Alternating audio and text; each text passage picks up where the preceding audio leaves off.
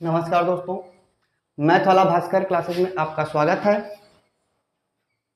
आशा करते हैं दोस्तों कि हमारी क्लासेस आपको पसंद आ रही होंगी। तो इसी क्रम में दोस्तों आज हम नया टॉपिक लेकर बैठे हैं, परिमेयकरण सीखना।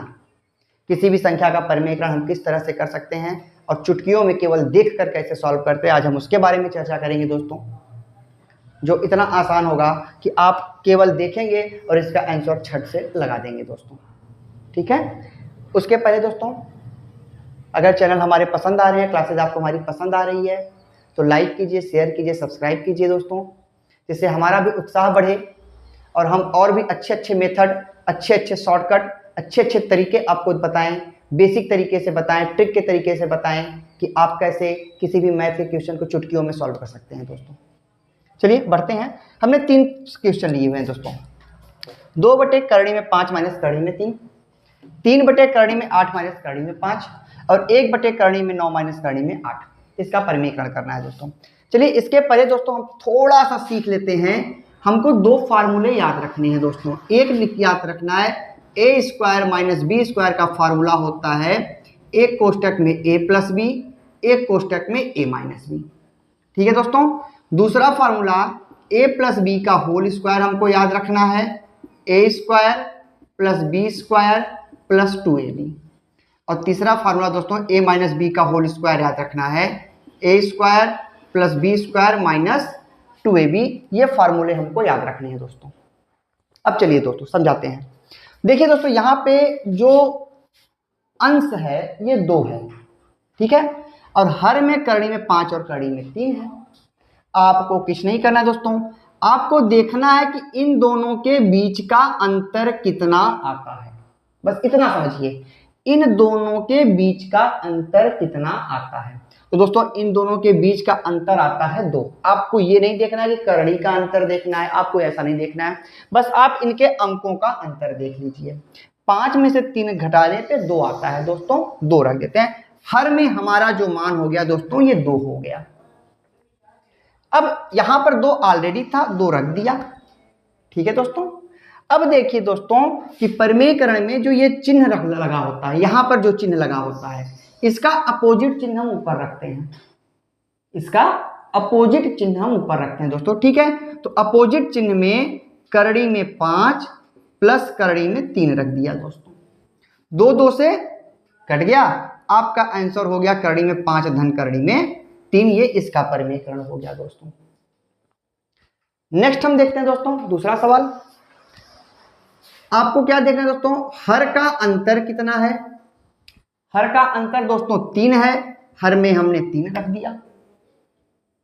अब यहां पे 3 है, 3 हमने लिख दिया और यहां पे जो चिन्ह लगा था इसका अपोजिट चिन्ह हमने ऊपर रख दिया, अपोजिट चिन्ह से पूरा अंक रख दिया। जैसे करणी में 8 प्लस करणी में 5 दोस्तों, 3 3 से कैंसिल हो गया, करणी में 8 धन करणी में 5, इसका आंसर हो गया दोस्तों परिमेयकरण करने पर। इसी तरह से दोस्तों तीसरा क्वेश्चन, दोनों का अंतर कितना है दोस्तों, 1 है, 1 लिख दिया। अब यहां पे चिन्ह क्या था दोस्तों, माइनस है, अपोजिट चिन्ह प्लस कर देंगे, 1 करणी में 9 प्लस करणी में 8। ठीक है, 1 1 से तो कोई मतलब नहीं हो गया, तो आंसर बन गया दोस्तों 9 धन करणी में 8। अब इसको आप लिख सकते हैं दोस्तों 3 और इसको लिख सकते हैं 2 करणी में 2। तो आपका दोनों आंसर है दोस्तों जो आपके ऑप्शन में होगा ये मान्य जाएगा। उम्मीद करते हैं दोस्तों ये टॉपिक आपको समझ में आई होगी अच्छे से। इसी तरह से कुछ क्वेश्चंस और लेके चलते हैं जो आपको और आसान कर देते हैं इस टॉपिक को समझने में दोस्तों। फिर हमने 3 क्वेश्चन लिए हैं। पहला क्वेश्चन है 2 बटे करणी में 7 धन करणी में 5।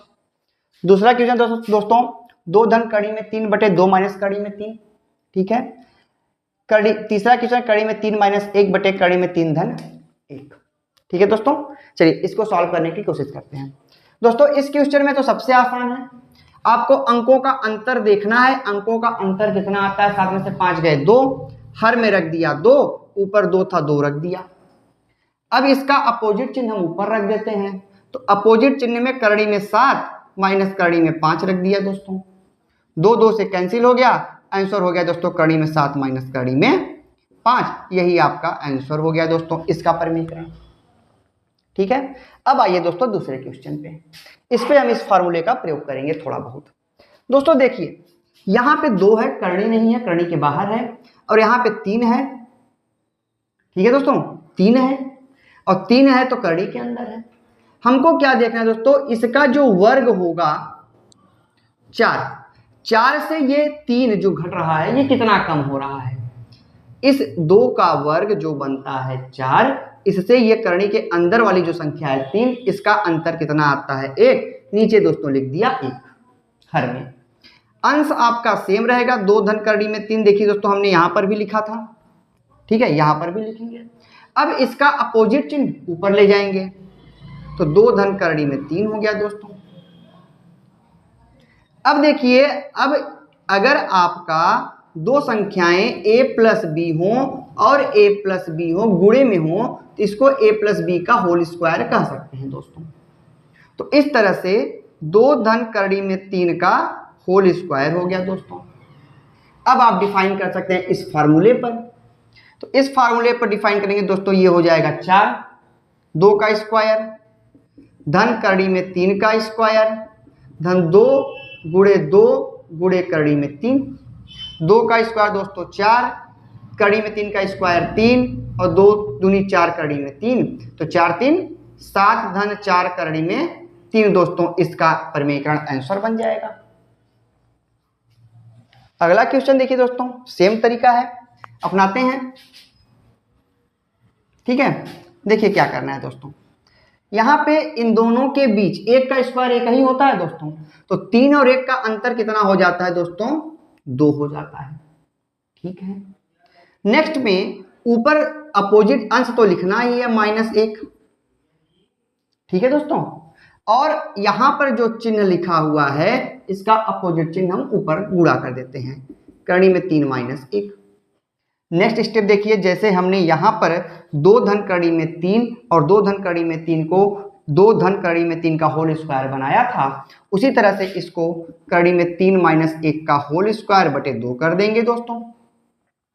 इस तरीके से a माइनस बी का फॉर्मूला डिफाइन कर देंगे, तो यहां पर हो जाएगा करनी में 3 का स्क्वायर प्लस 1 का स्क्वायर माइनस 2 गुणे 1 गुणे करनी में 3, ठीक है दोस्तों, 2 गुणे 1 गुणे करनी में 3, तो करनी में 3 का स्क्वायर 3 हो गया दोस्तों, ठीक है, प्लस 1 और यहाँ पे बटे 2 रहेगा दोस्तों, यहाँ पे एक बार बटे 2 लिख देते हैं, तो करनी में 3 का स्क्वायर 3, 1 का स्क्वायर 1 माइनस 2 करनी में 3 बटे 2 हो गया दोस्तों, ठीक है। आगे चलते हैं, अब 3 1 4 माइनस 2 करनी में 3 बटे 2 हो गया। इन दोनों में कॉमन क्या है दोस्तों, 2 है, तो 2 माइनस करनी में 3 बटे 2, 2 2 से कैंसिल, आंसर बना 2 माइनस करनी में 3। ये हो गया दोस्तों इसका आंसर। उम्मीद करते हैं परिमेयकरण के ये टॉपिक आप कुछ सीखे होंगे। कल हम इस परिमेयकरण को थोड़ा सा और बड़ा लेकर ट्राई करते हैं कुछ क्वेश्चंस के माध्यम से, जो और आसान कर देता है हमारे समस्याओं को सॉल्व करने में। तो दोस्तों, अगर हमारी क्लासेस आपको पसंद आ रही हैं तो लाइक कीजिए, शेयर कीजिए और सब्सक्राइब कीजिए, ठीक है दोस्तों, ताकि आप और हम एक दूसरे से कनेक्ट होते रहें। हमने आपको पहले ही बताया कि आज से क्लास के नीचे आपको मेरा नंबर दिया जाएगा, आप उस पर व्हाट्सअप कर सकते हैं। व्हाट्सअप करने के लिए आपको अपना नाम और साथ में आपको अपने राज्य और जिले का नाम भी देना होगा दोस्तों। अगर आप ऐसा करते हैं तो आपकी समस्याओं का समाधान जल्द से जल्द किया जाएगा दोस्तों। आप टेलीग्राम ग्रुप से जुड़ सकते हैं, व्हाट्सएप ग्रुप से जुड़ सकते हैं, इन दोनों ग्रुपों से जुड़ेंगे, वहां पर भी अगर आप अपनी समस्या को सॉल्व करने के लिए देते हैं तो ये आसान हो जाएगा हमको, और भी साथ ही साथ आपको भी चैनल का लिंक क्लास के टाइम पे मिलता रहेगा दोस्तों। धन्यवाद दोस्तों।